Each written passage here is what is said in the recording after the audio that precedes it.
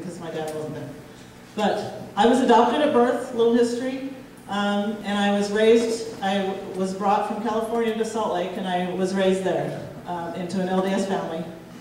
And my dad lived in Boise and would come and visit, so he wasn't around. And so that left all of that combined, left me feeling not loved at all. Nobody ever said they loved me either. And when my dad was there, he was mean.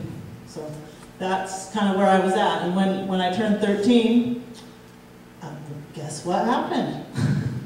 The old adage you may have heard about, looking for love in all the wrong places, because I had nobody to love me. No one loved me.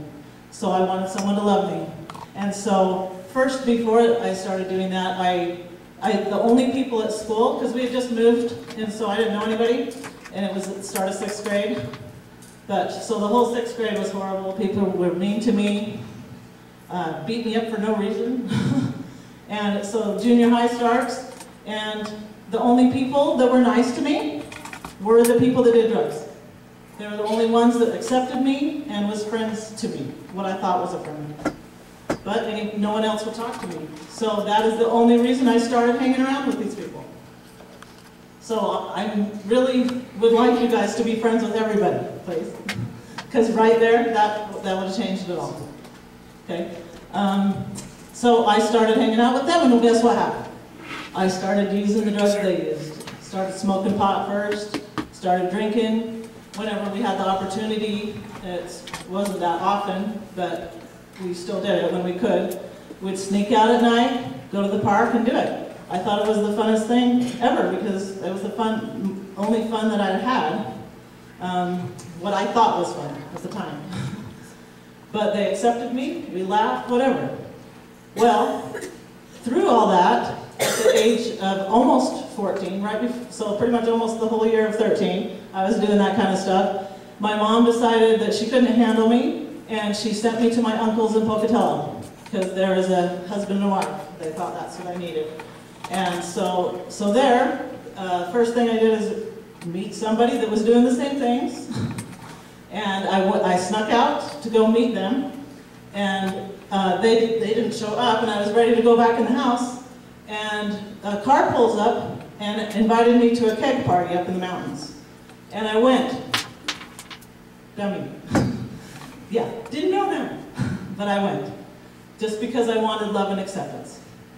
At that party, I got so drunk that I passed out, and the last thing I remember is just sitting by the fire. Then the next thing I remember is getting raped. And I would just, I don't know how many, okay?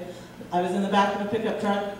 I wake up with flashes. All I remember is flashes, in and out of consciousness. Then I woke up the next day in a stranger's home. Guys, do you know I could have been dead right then? Dead. Lucky I'm alive. And so I had to walk to a gas station to try to call somebody. My family, my uncle thought that I ran away, and I didn't mean to, I wasn't trying to, but that's what they thought. So I called my friend, and then my friend called my uncle. My uncle called the police, and the police showed up to pick me up instead of my friend. So they took me to the police station. And there was no child police station. It was the adult police station they took me to. And luckily it was a small town and there was nobody else in there. But I did have to sit in this huge jail cell like you see in the old movies. This giant jail cell, I had to sit in it until they came and got me, which they waited for a few hours to teach me a lesson. And so they took me home. This was in the summer. So school starts. I start liking it there. Going to school, I have friends. Everything seems like it's going to be good. Well, I start getting sick every morning. I didn't know what that meant. That's how naive I was. I don't know if you guys know what that means, but I had no clue what that meant. My aunt took me to the doctor. We get back to the house and she tells me that I'm pregnant. I'm still 13. And I was like, wow, what? So I got pregnant from that whole thing.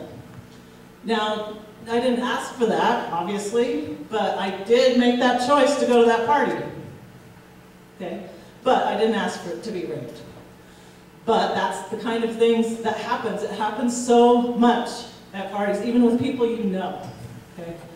I've actually know a lot of people that that's happened to. It's way more common than you would think. So they sent me back here to Salt Lake.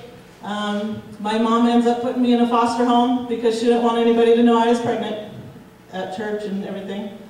And so I went to live in a foster home, which was horrible. I was like their slave, is how I felt. And I knew they were getting money for me being there, and then I was their slave. I was taking care of their 5 kids, I cooked, cleaned, did everything. And I was really unhappy with that, and when my mom and sister were in Hawaii, I called my mom's friend, and she came and got me, and I spent the rest of the time there, which was much better. Fast forward to the time when I'm having the baby. Nobody had taught me anything. I didn't know what was going to happen. Nothing. So I was in labor for 24 hours. And I didn't get any kind of pain medicine until like the last 6 hours, I think. But I was left in a room alone. Nobody was there. Nobody to help me at all. I just sat there and I started screaming because it hurt so bad. And here, by this time, I'm 14.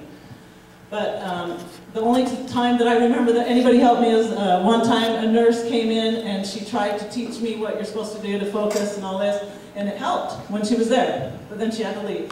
And then I was back to the same thing. So I have the baby finally. They rushed the baby right out of the room. And I'm like, what are you doing? I never said that I was agreeing to, and by the way, everybody was forcing me, saying, you have to get this baby up for adoption, you're 14, you have no choice. So, but I had never even agreed to it. So they take the baby, and I'm like, what are you doing? I want to know what it is, I want to see my baby. And so I had to fight with them. They took me to a room, and I had to sit there and keep calling and calling and calling the nursery and telling them to bring me my baby. I was demanding it. Finally, they did, and I got to see her. And I took care of her the whole time in the hospital, but my family would come to me one at a time, telling me how I couldn't keep it and I had to sign the papers. Then finally, my mom told me, she lied to me. She told me that I would not be able to leave the hospital unless I paid the thousands of dollars of the hospital bill. They wouldn't allow me to leave. So I didn't know, and I thought I had no choice, so I had to.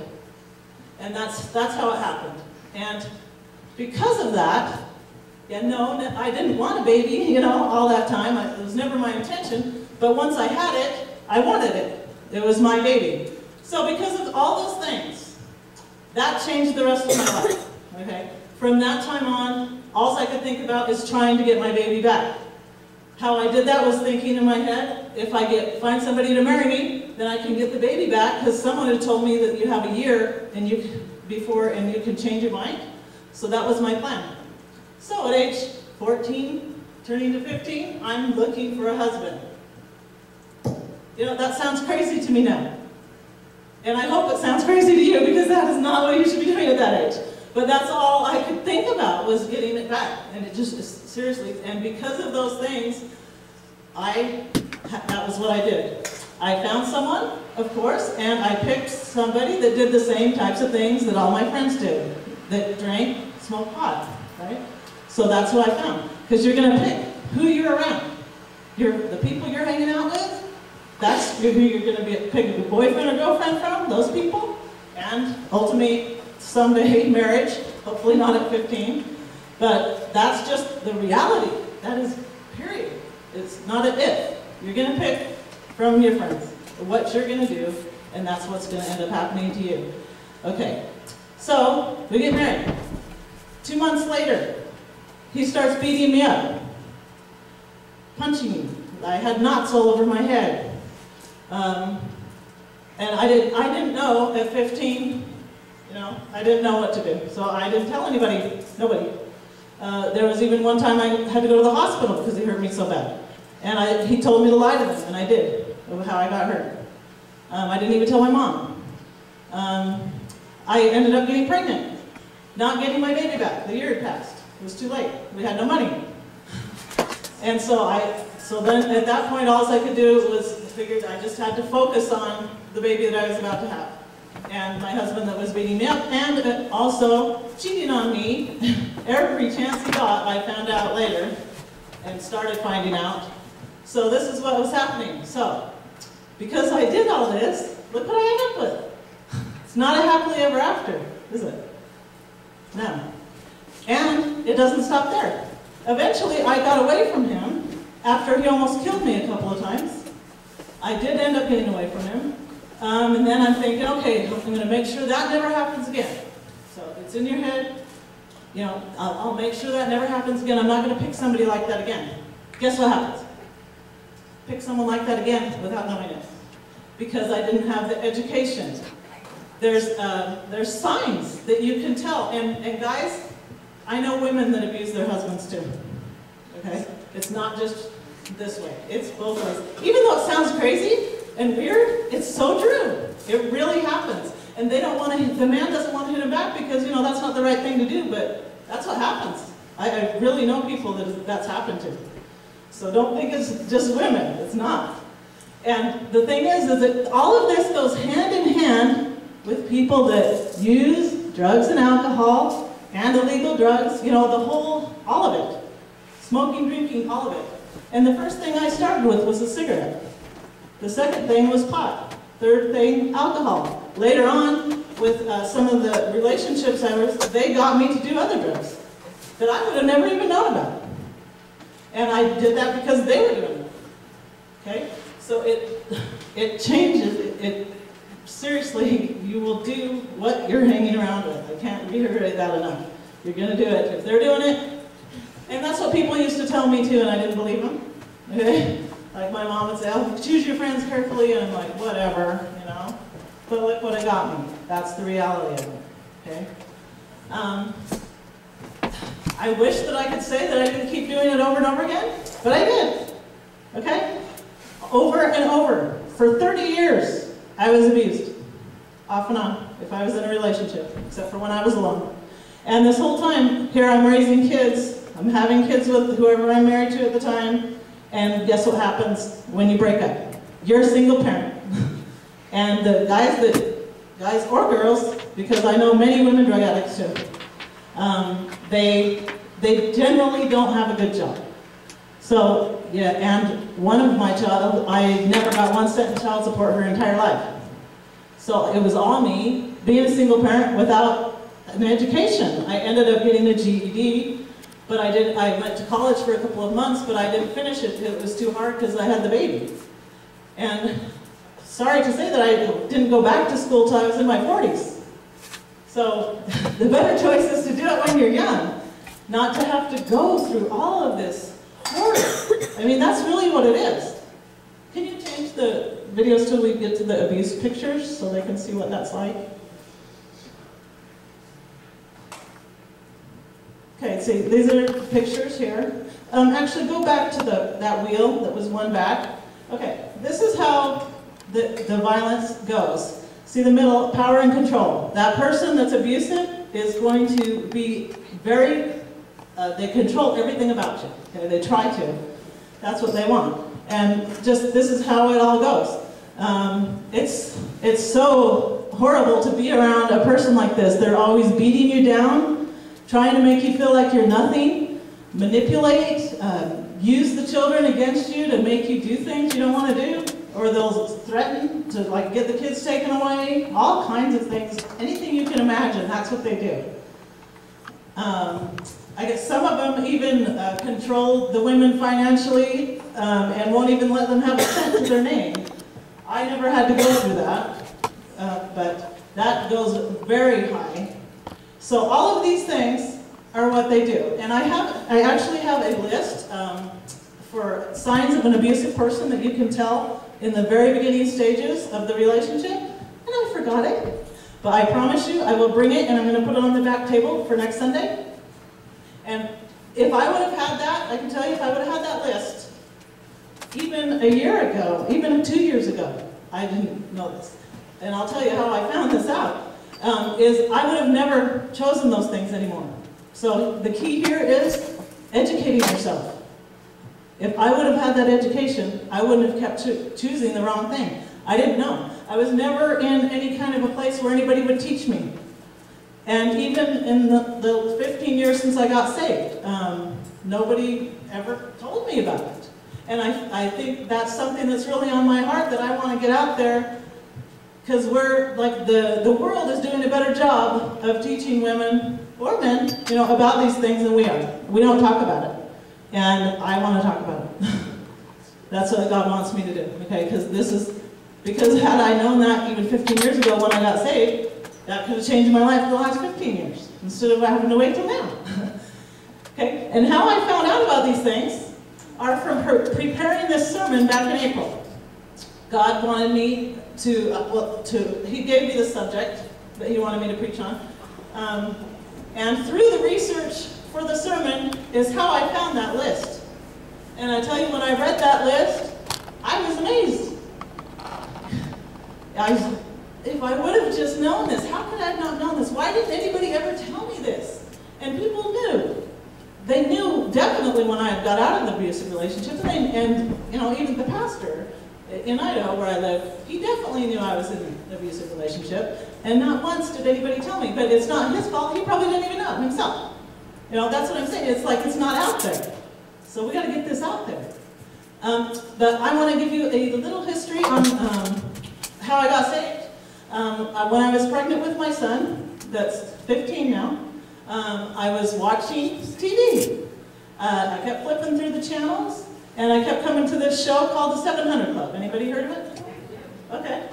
I had never heard of it then. And so I kept skipping over it, but finally I started watching.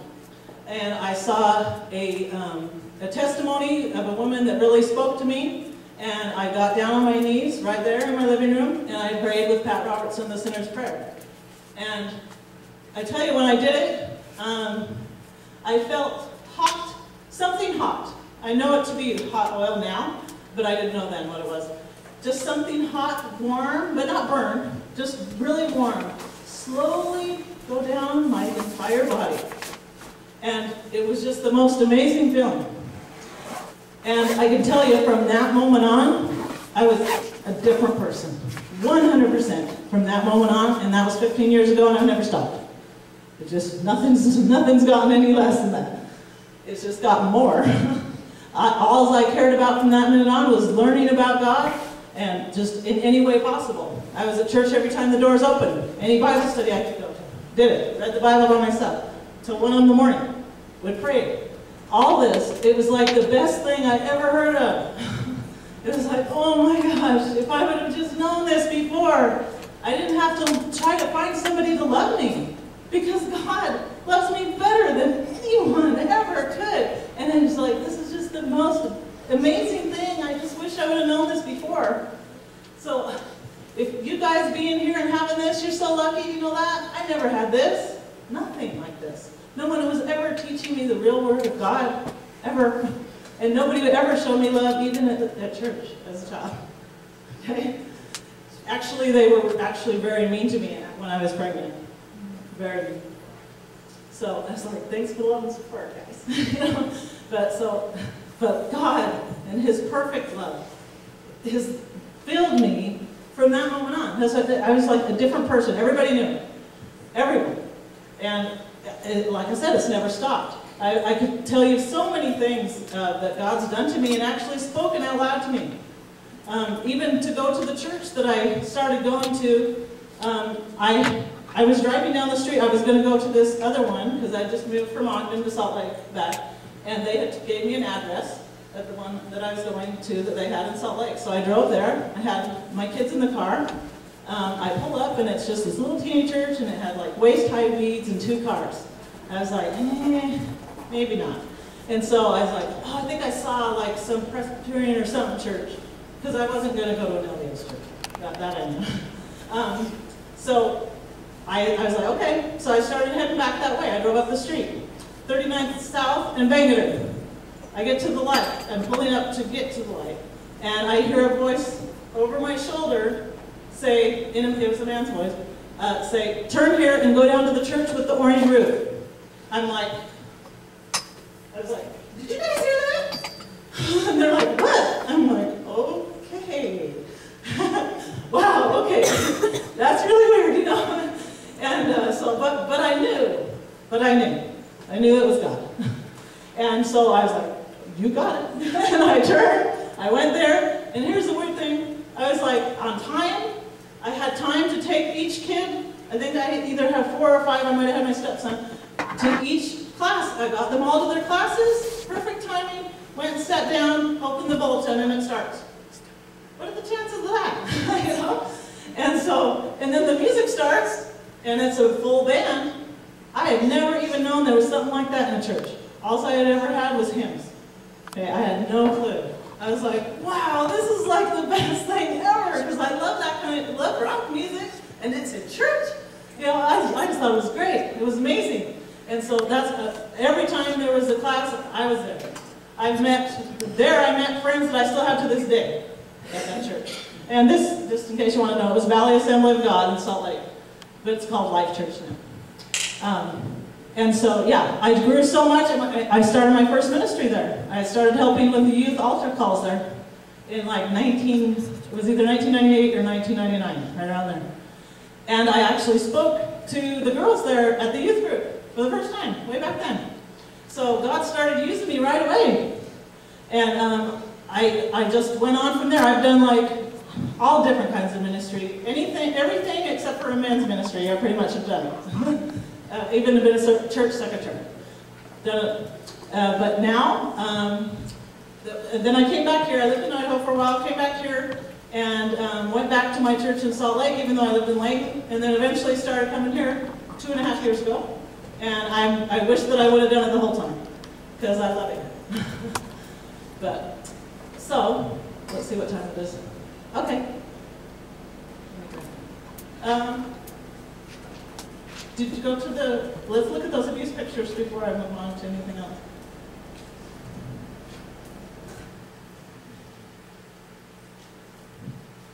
Okay, that's actually what my back used to look like. That's not me personally, but I don't have any pictures, but yeah.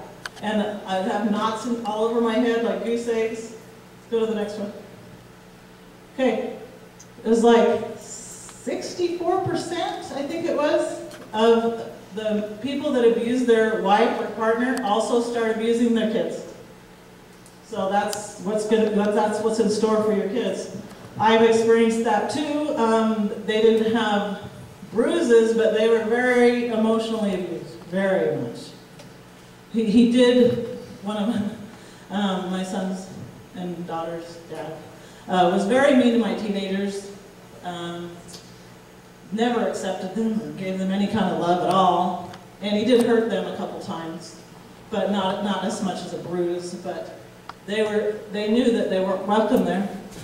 You know, he made that really clear. And I mean, an example, me and my kids would be out hanging in the kitchen, living room, and his son even, my stepson. He comes home from work, we all go in our room and shut the door. Nobody wants to be around him, even his own child. Okay, that's how fun it is to be around these kind of people. They're mean, abusive, not fun, selfish, very, very selfish, only care about themselves. This is not a way that you want to raise a family, you know? I mean, my poor girls, they knew he hated it. He made it very clear. And I'd be like, you knew I had these kids when we got married, but that didn't matter. He was still abusive to them. Can you take it? Oh, okay. For the Solution. I know you know about that. So, have you guys heard about For the Solution? Yay! So we go into the junior highs usually, sometimes the high school, and we give like a short 5-minute version of our story, a bunch of different people, and we talk to them about it to try to get them to not do drugs. And the lady that ends it, usually does the last one, is the one that her son died, is dead. Yeah. And that is the reality. And I can tell you, me personally, all of my friends I used to have, there's only one that's still alive right now, besides me. But I have one friend that's alive. And they all have died from some kind of alcohol or drug-related incident in their life. And even my friend that's alive, she's on methadone, which is a drug she has to go get every morning from a clinic to this day. And she's like, I think she's like 49 years old. And so, sometimes, thankfully not recently, but probably like a year or two ago, she was calling me and saying, will you pray for me? I'm really scared. I'm in this drug house. And there's really a lot of scary people here, and I'm afraid they're going to kill me. And I'm like, what are you doing there? Get out of there, leave. But she wouldn't. Because she wanted the drugs. I mean, that's crazy, right? Doesn't that sound crazy? But that's what it does. Being hooked on it, and you don't know if you're going to get hooked on it or not. You could get hooked the first time. I've heard that that happens a lot. Actually, really a lot, especially with that the new drugs. What's it called? The new one. Gosh, I can't think of it. That meth. I guess that's called meth. Yeah. People are getting like the first. I didn't do that, so I don't know. Thankfully, because that's what totally destroys people's life from the first time that they've done it. And they say that they're chasing the first high. The whole time they're trying to get that back, and you can never get it back. They're chasing it.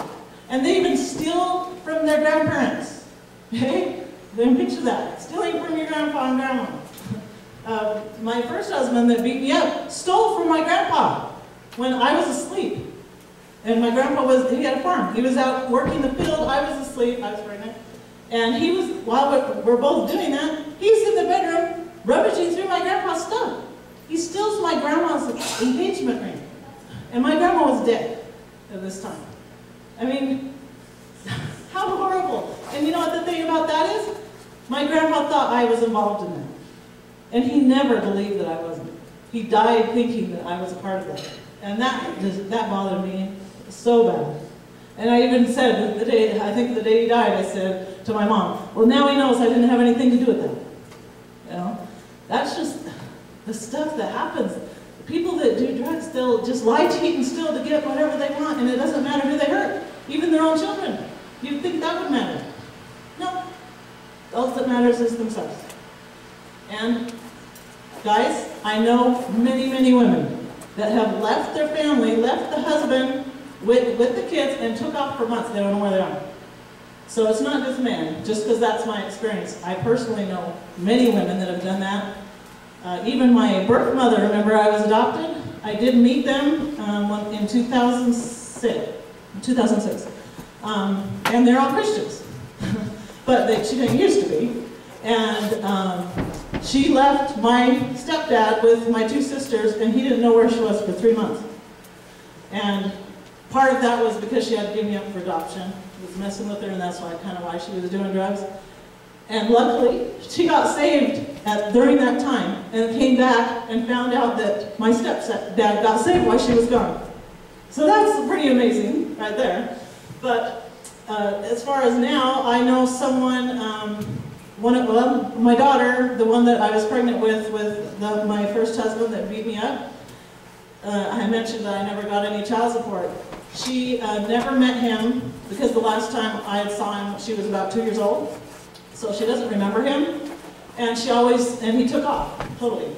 And she always had the hope, someday he'll, come to his senses and decide he wants to see me. Well, that never happened because we got the phone call that he was dead. And so when I believe she was about 20 when he died, and we had to go to Washington for his funeral, and that's the first time she ever saw him, was laying there in a viewing.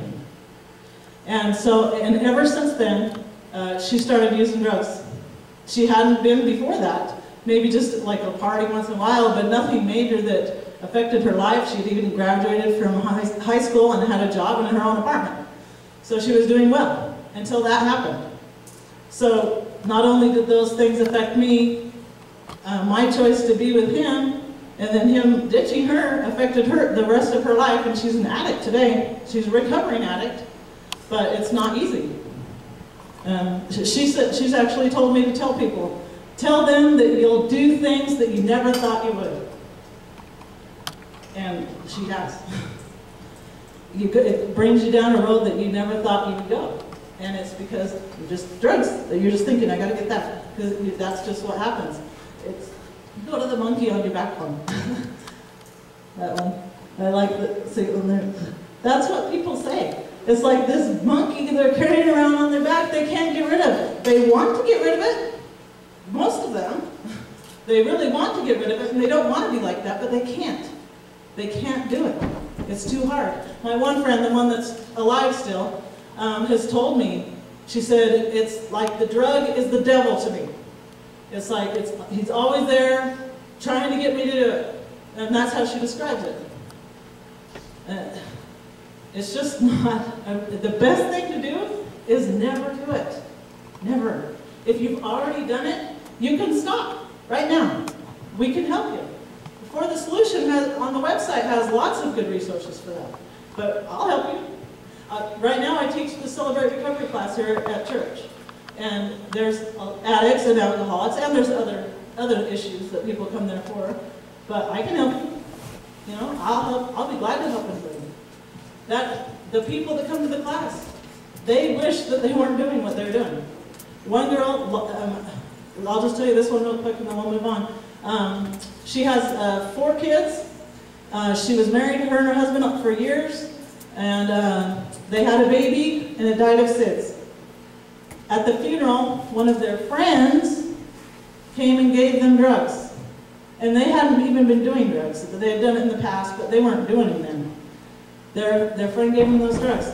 Well, they were in a car together, just the husband and the wife, doing these drugs. And so the wife wakes up, and her husband's dead on her arm. And so first she loses her baby, then her husband, within 24 hours or so. And her arm is, she can't hardly, it's like, she can't move it anymore because he laid on her arm for so long and there was no blood going to her arm. And so she can't use her arm fully functioning. And, you know, you would think, okay, then now she's never going to do it again, right? No. Because of all those things, that drives them to use the drugs more. Every time there's something bad going on in your life, you turn to it. And so she's actually doing okay right now. But she has just gotten out of a drug rehab that she was in for months, getting better, after she many, many times chose drug over her kids, and they knew it. So they had no dad, and then they had a mom that's off running around doing drugs all the time. So hopefully this is going to stick, but right now she's doing good. But that's the reality of all this. It's dead. You got that one? It's like, here's the choice: hopelessness, dead, or jail. That is really what happens 100% of the time. There's never any happy endings. Just like they say, you know, you see a beer commercial or whatever, everybody looks happy like they're having fun, or if you walk by a bar or something, everybody's laughing, having fun, you think, no, that's what happens right there. It's fun for a minute, they think, but I tell you what, I've never had so much fun in my life as from the day that I became a Christian on. That's fun. Living for God and like being in continual relationship with God and listening to His voice, that is fun. That is fun living. Just the times that like the time that I told you about that I heard His voice, I've heard it before, other times. Times that I even failed and didn't listen to God's voice. And then I learned from it. That's a hard one to take. When God tells you to do something and you don't do it, and then you find out later that would have made a difference in someone's life, then you start listening after that. God's told me, like, I've been walking in a mall, and there's like the scariest person to me ever, like piercings, mohawk, whatever. To me, that was like someone I didn't want to talk to. God said, turn around and tell him I love him. And I'm like, no, I don't want to do that. That's scary. And He's like, turn around and tell him I love him. I'm like, okay. And so I did it. And the look on his face, it was like, huh? He was like so shocked. And so, but then I think about it and I think, there's a reason when God tells you to do something like that. How do you know that person didn't just pray, God, if you're real, show me? So listening when God tells you to do something is what you should do. Trust me, from learning the hard way on that. Like I always do, I always learn the hard way. And that's what I want you guys to do, is not have to do that. Learn from someone that's made all the mistakes and has seen everybody else make all the mistakes. There's no reason to even go there. God He completely changed my life. Completely. And now everything's great. And ever since then, ever since I got saved and everything changed, I started making the right decisions. So even if you've made it, I've made lots of wrong decisions, lots. But I started making the right ones, one at a time. And that changed everything to where I am now. I'm ready to graduate from Bible school in April. And God did that. I was totally going down another way. I was going to go teach at a Christian school. And on the way to the conference, God told me, write this down. This is what I want you to tell people. And this is one of them. This story right here. And so I started going to school since then. So just follow God's voice, listen to Him, and He knows what He's doing. Definitely. And He changed everything. I mean, I could go tell you so many things about how God's came through for me and my kids as a single parent. Miraculous things. People knocking on the door, showing up that owe me money when I needed gas money to get to church. Just checks in the mail. All kinds of stuff, just by being faithful to God. It's fun living like this. It's so much fun. I think it's awesome. You guys' worship was great. That's awesome. That's how you want to live. Don't you feel freedom and happiness when you're doing that? But you can live that every minute of the day. Just be listening to God. Can you jump over to the listen to God stuff? I wanted to show you the verse that God gave me to go with this. Isaiah. And then we'll be done. Oh, it's really long, isn't it?